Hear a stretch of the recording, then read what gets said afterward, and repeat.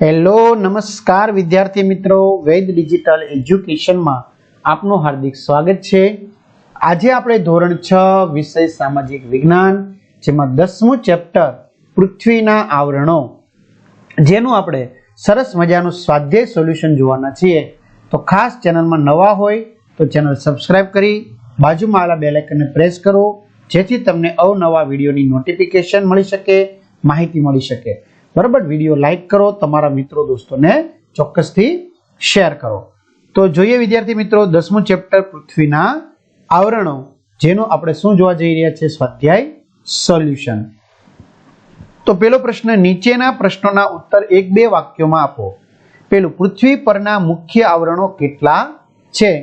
તો પૃથ્વી પરના મુખ્ય આવરણો 4 છે: મૃદાવરણ, જલાવરણ, વાતાવરણ અને જીવાવરણ। મૃદાવરણ એટલે શું? તો મૃદા એટલે માટી। પૃથ્વી ઉપરનો પોપડો સામાન્ય રીતે માટી અને ઘન પદાર્થોનો બનેલો છે, તેથી પૃથ્વીની સપાટી પરના ભૂમિ ભાગોને મૃદાવરણ કહે છે। જલાવરણ શેનું બનેલું છે? તો પૃથ્વીની સપાટી પરના પાણીથી ઘેરાયેલા વિસ્તારને જલાવરણ કહે છે। તેમાં મહાસાગરો, સમુદ્રો, ઉપસાગરો, સરોવરો, તળાવો, નદીઓ વગેરેનો સમાવેશ થાય છે। વાતાવરણના મુખ્ય વાયુઓ કયા કયા છે?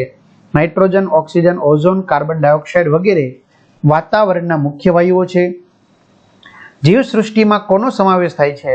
જીવસૃષ્ટિમાં મનુષ્યો, વનસ્પતિ અને પ્રાણીઓનો સમાવેશ થાય છે।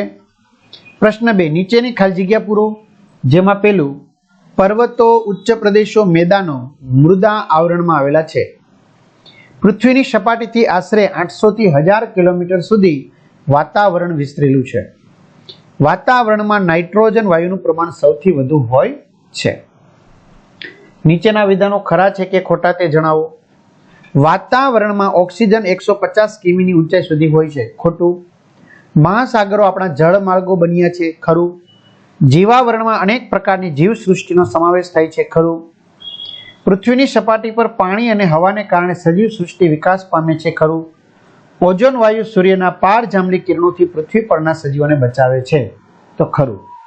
તો વિદ્યાર્થી મિત્રો, આ સિવાય આપણી વેદ ડિજિટલ એજ્યુકેશન નામની એપ્લિકેશન છે, બરાબર, જે ગૂગલ પ્લે સ્ટોર કે જ્યાંથી તમે ગેમ ડાઉનલોડ કરો છો તો ત્યાં જઈને તમે ડાઉનલોડ કરો, બરાબર। તો ત્યાંથી તમને દરેક વિષયના પાઠ્યપુસ્તકના પ્રકરણની સમજૂતીના વિડીયો, સ્વાધ્યાય અભ્યાસની સમજૂતીના વિડીયો, વિષય પ્રમાણે મટીરિયલ, પરીક્ષા માટે ઉપયોગી અસાઇનમેન્ટ, પરીક્ષાના પેપરો, પરીક્ષાના સમયે જિલ્લાવાઇઝ પેપરો, એકમ કસોટીના પેપરો, વિડીયો, બરાબર, સ્વાધ્યાય પોથી, સ્વાધ્યાય પોથી, આ બધું જ વસ્તુ એપ્લિકેશન ડાઉનલોડ કરી પેજ ખુલે એમાં મોબાઈલ નંબર નાખી તમારા મમ્મી પપ્પાના સેન્ડ ઓટીપી કરવાનો, 4 આંકડાનો ઓટીપી કરશો। પેડ કોર્સમાં જુદા જુદા પેડ પ્લાન, એક્ઝામ પેપરમાં પેપરો, 3 થી 12માં 3 થી 12 ધોરણના વિડીયોમાં તમારું ધોરણ પસંદ કરી તમારા મિત્રો દોસ્તોને જાણ કરી વિષય પ્રમાણે પાઠવાઇઝ વિડીયો જોઈ શકશો। ચોથું, ટૂંકનોંધ લખો। પેલું, વાતાવરણ।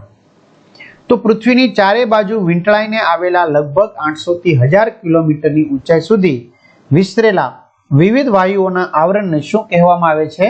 વાતાવરણ। વાતાવરણ પારદર્શક, રંગહીન, વાસરહિત તેમજ સ્વાદરહિત છે।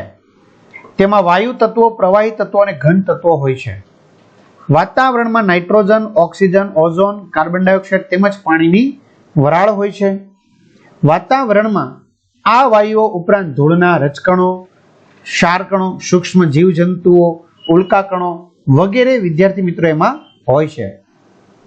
પૃથ્વીની સપાટી નજીકનું વાતાવરણ ઘટ છે, જ્યારે પૃથ્વી સપાટીથી ઊંચે જતા હવા પાતળી થતી જાય છે।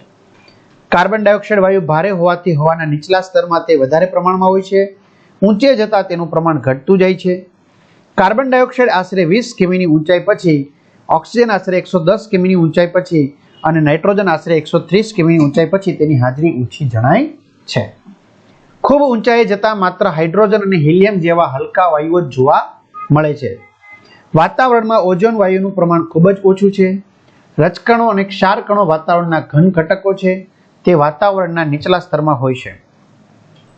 જલાવરણનું મહત્વ। જલાવરણનું મહત્વ આ પ્રમાણે છે। પહેલું, જલાવરણ આપને પીવા માટે મીઠું પાણી પૂરું પાડે છે। વરસાદ માટેનો મોટા ભાગનો ભેજ સમુદ્રોમાંથી આવે છે। સમુદ્રોના પાણીમાંથી રસાયણો મળે છે। સમુદ્ર તળ નીચેથી મેંગેનીઝ, લોખંડ, કલાય અને ખનિજ તેલ મળે છે। સમુદ્રો માનવીના પ્રોટીનયુક્ત ખોરાકના ભંડારો છે. સમુદ્રોમાંથી માનવીને ખોરાક માટે માછલા તેમજ અન્ય જીવો મળે છે. સમુદ્રના પાણીમાંથી મીઠું પકવવામાં આવે છે. સમુદ્રના મોજા, પ્રવાહો અને ભરતીથી વિદ્યુત ઉત્પન્ન કરવામાં આવે છે. મહાસાગરોનો જળ માર્ગો તરીકે ઉપયોગ થાય છે. ત્રીજું મૃદાવરણ છે, એમનું આપણે શું લખવાનું છે? મહત્વ. તો મૃદાવરણનું મહત્વ આ પ્રમાણે છે. પેલું, મૃદાવરણ માનવીનું નિવાસસ્થાન છે. તે માનવને રહેઠાણ માટે જગ્યા અને ઘર બાંધવા માટે સામગ્રી આપે છે. માનવને મૃદાવરણના જળ સ્ત્રોતોમાંથી પાણી પ્રાપ્ત થાય છે.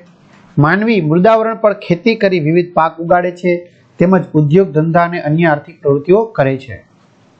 મૃદાવરણ વનસ્પતિ અને પ્રાણીઓનું નિવાસસ્થાન છે.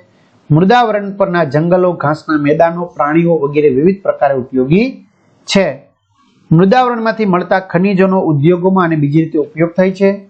માનવીનું અસ્તિત્વ અને માનવ સંસ્કૃતિનો વિકાસ મૃદાવરણને આભારી છે. તો વિદ્યાર્થી મિત્રો, સરસ મજાનું આપણે સ્વાધ્યાય સોલ્યુશન જોયું.